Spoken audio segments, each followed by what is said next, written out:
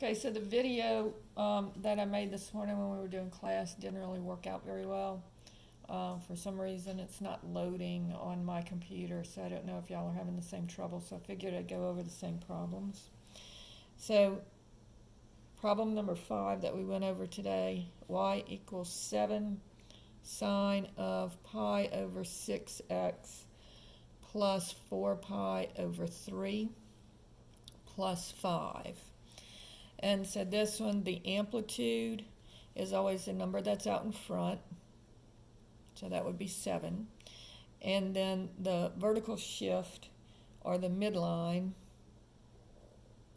is going to be the number that's hanging out on the end. So that would be y is equal to 5. And then the hard part here is finding the period and then the phase shift or the horizontal shift. And so first let's look at the period. So since this is the sine function, what I'm going to do is I'm going to say pi over 6x is equal to 2 pi, because the normal period for the sine is 2 pi. And so you always, whenever you're going into the function or out of the function, you're always going to compare the function, whatever's in the parentheses, with the period of that function. So this one would be 2 pi. So here I'm going to divide both sides by pi over 6, and over here I'm going to, instead of doing division, I'm going to do change flip, so change the division to multiplication, and then flip the denominator. So this becomes 6 over pi. The pi's cancel, and you get x is equal to 12. So here the period would be 12. Now, when I'm looking at the phase shift or the horizontal shift, I'm saying what's happening to the origin. And so when I look at this, I'm going to say what's happening to, so we're seeing how the origin is being shifted. Now we saw that the origin was shifted up to 5, but now we're going to look and see what's happening on the x-axis. How is it shifted horizontally? So the x is usually starts at 0, but now it's going to be shifted over like this. So I always make this, whatever's in the parentheses, equal to 0. So I'm going to bring this over to the other side, so subtract 4 pi over 3, and I get pi over 6x is equal to 4 pi over 3. And then divide both sides by pi over 6. And again, keep change flip. So this would be times 6 over pi. Cancel the pi's, cancel the 3 and the 6, and this would be a 2. And so here I would get x is equal to 6. So my horizontal shift here, I'm sorry, when I bring this over, this should be negative. And so this would be negative 6. So this would be 6 to my left. So when I subtract 4 pi over 3, this becomes negative. Then keep change and flip, cancel everything, and we get negative 6. Now, it's very similar to problem number 4, but 4 is a little bit different. We'll see why in a second. If I have y is equal to negative 3 times the sine of 5 times x minus 6 plus 4. Okay? Now this one, the amplitude is going to be 3. The amplitude is always positive. The negative just tells you that it's flipped over. So this is a reflection about the x-axis. And then the amplitude is 3. The midline is a number hanging out on the end here, so it would be y is equal to 4. And so again, we're going to look at to find the period. What we're going to do is we're going to look at what's multiplied with the x. So remember, the thing that's added with the x is going to involve the phase shift. So I'm looking at what's multiplied with the x, so 5x, and again it's a sine function, so I'm going to say it's equal to 2 pi. I'm going to divide both sides by 5, and I get x is equal to 2 pi over 5. So my period is going to be 2 pi over 5. So now I'm going to look at the phase shift. And remember, the phase shift, you set the stuff that's in the parentheses equal to 0. Now, I don't really need to worry about the 5. I'll show you why in a second. So all I'm going to do here is I'm going to say x minus 6 is equal to 0 because I want to see what's happening with the origin. So when I bring the 6 to the other side, I get x is equal to 6. And so my horizontal shift will be 6, and this one is positive, so it'll be to the right.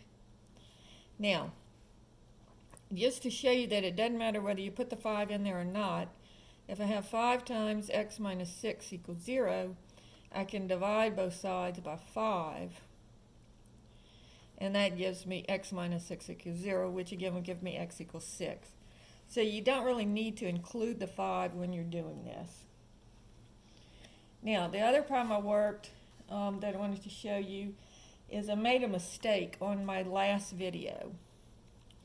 And I apologize for that, but I just wasn't paying attention. So you've got to make sure on your test that you are paying attention. Because on here I have number 10, y is equal to 2 times the tangent of 6x plus 18. And so here they want to know what is the period and what is the phase shift or the horizontal shift. All right, so this is the tangent function. And remember, the tangent function has a period of pi. So when I do this, it's 6x equals pi, not 2 pi.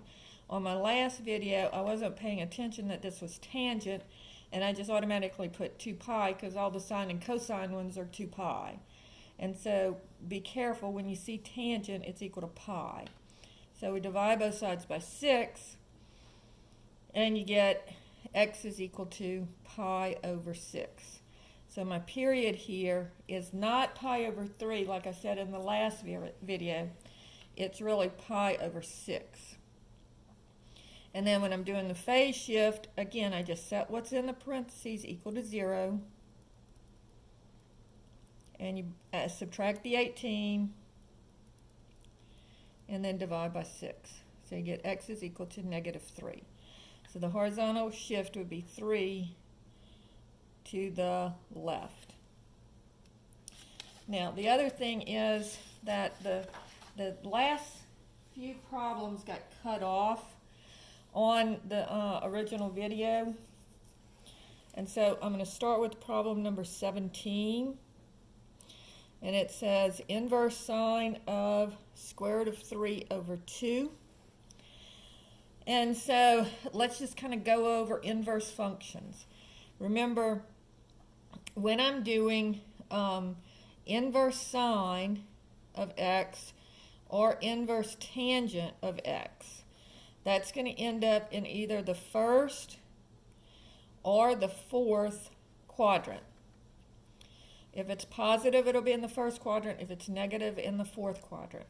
And the inverse cosine of x is going to end up in either the first quadrant or the second quadrant. We went over why all that is, but you just need to remember that tangent, inverse tangent, and inverse sine, because they are even functions, they're going to be in the first and fourth quadrant, and because the inverse cosine is an odd function, the answers always end up in either the first or the second quadrant. So now let's look at this one. So if I have inverse sine of square root of 3 over 2, what that tells me is the sine of theta is equal to square root of 3 over 2. So here is my opposite, here is my hypotenuse. And now I'm going to just draw the triangle. So this will be square root of 3, 2, and then this is the 1, 2 square root of 3 triangle. So this is the 30, 60, 90 triangle. And so I have to choose, is this a 30-degree angle or the 60-degree angle? Remember, the 60-degree angle is always opposite the larger angle, opposite the larger side. So this would be the 60-degree angle, or pi over 3. Now part B says inverse sine of the negative of the square root of 3 over 2. So that says the sine of theta is equal to negative square root of 3 over 2.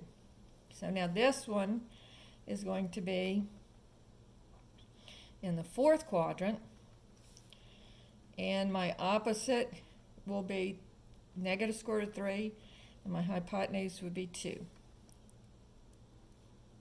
And again, it's a 1, 2 square root of 3, and again, this is a 60-degree reference angle. But notice I'm going in the clockwise direction, which means that it is negative in the negative direction for the angles. So it's negative pi over 3. And then part C of this one says inverse sine of 1. So that says the sine of theta is equal to 1. Now, whenever you're doing either inverse sine or inverse cosine of 1 or 0, that's going to be on the axis. So I'm going to draw my little axis. And this is over 1 up 0, over 0 up 1, over negative 1 up 0, and over 0 down 1. So remember that the x-coordinate is on the unit circle is equal to the cosine of theta, and the y-coordinate is equal to the sine of theta. And so here we have, we're looking for where the sine of theta is equal to 1 or where the y-coordinate is equal to 1. And so that would be here. And so this angle is pi over 2. And so my answer here would be pi over 2. So when I am finished with these problems, on the test I will expect to see that you are drawing the triangles and stuff, but you can check yourself on your calculator. So if you do the inverse sine, if you put it in degrees so you'll recognize the angles, and if you do inverse sine of square root of 3 over 2, you're going to get 60 degrees. So you know you got the right answer. If you do the inverse sine, forgot to put inverse sine of negative square root of 3 over 2, you get negative 60 degrees, which is negative pi over 3. And if you do the inverse sine of 1, you'll get 90 degrees, which is pi over 2. So you can check yourself on these. Okay, problem number 18 says, what is the inverse sine of the cosine of 5 pi over 3? All right, so first I have to look at my innermost parentheses.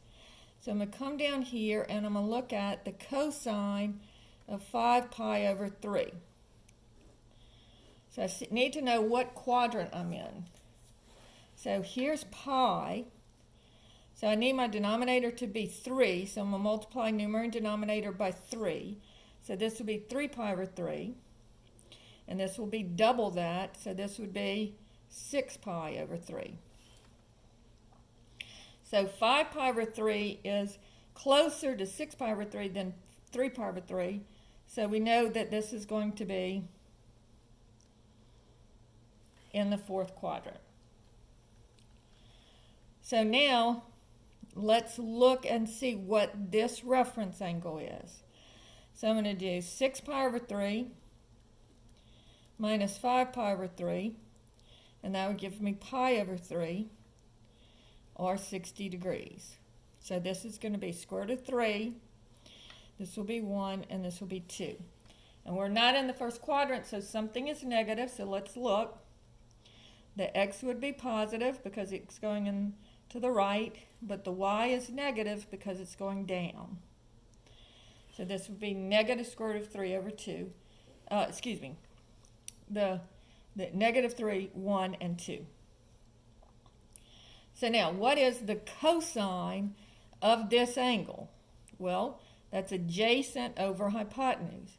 So the cosine of 5 pi over 3 is 1/2. So now I know the answer to this. So now I'm going to say I want the inverse sine of the cosine of 5 pi over 3 is a half. So now I'm saying, what is the inverse sine of a half? So forget all of this, and I'm looking just at this. So this says the sine of theta is equal to 1/2. So my opposite will be 1. My hypotenuse will be 2. So I'm going to redraw that triangle. And it'll be in the first quadrant because it's positive. So the opposite is 1, hypotenuse square root of 2. So this would be the square root of 3. And then this one is opposite the smaller of the two sides. So this would be the 30-degree angle, or pi over 6. And that is your final answer. And again, if you do on your calculator inverse sine of the cosine of 5 pi over 3, well, actually, you'd have to have it in either degrees or radians. So you'd have to change this to degrees to put your calculator in degrees. So you could put it in radians and say the cosine of 5 pi over 3 and get a half, and then put it in degrees and find the inverse sine of 1/2, and that would be 30 degrees. All right, so that's 18.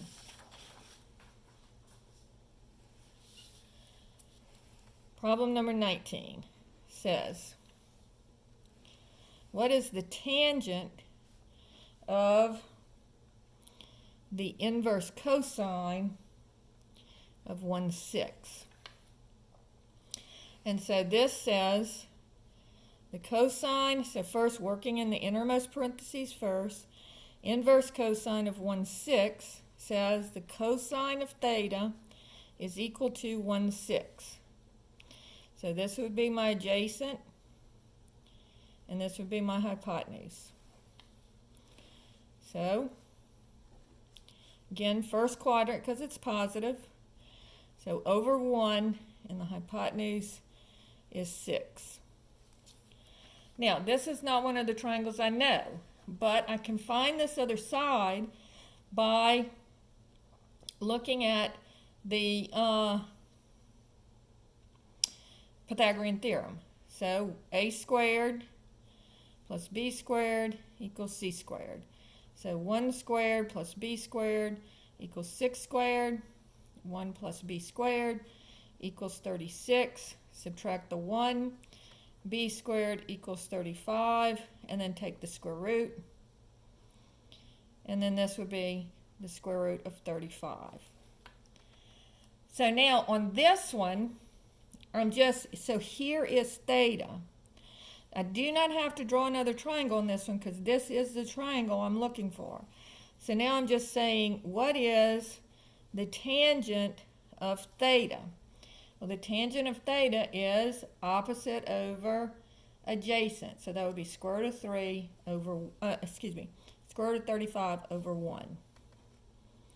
So my final answer is square root of 35. Problem number 20 says, you know that this is 10 and this is 11, and you want to find out what theta is. So the 10 is the opposite, the 11 is the adjacent. So I know that the tangent of theta is equal to 10 over 11. So therefore, I'm going to take the inverse tangent of both sides. I'll get theta is equal to inverse tangent of 10 elevenths.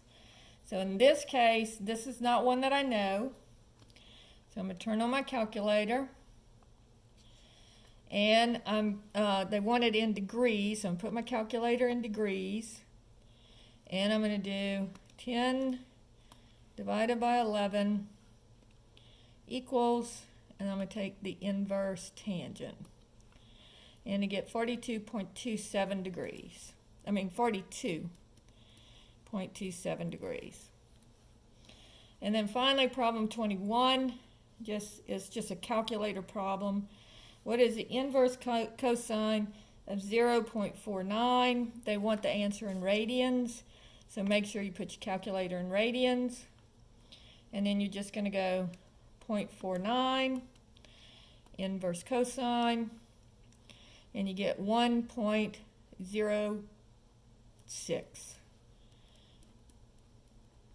if you round it to 2 decimal places. And this would be in radians. And so that's all of the rest. That's what we went over in class today. So I will upload this and email y'all. Good luck on your test. I hope y'all stay safe.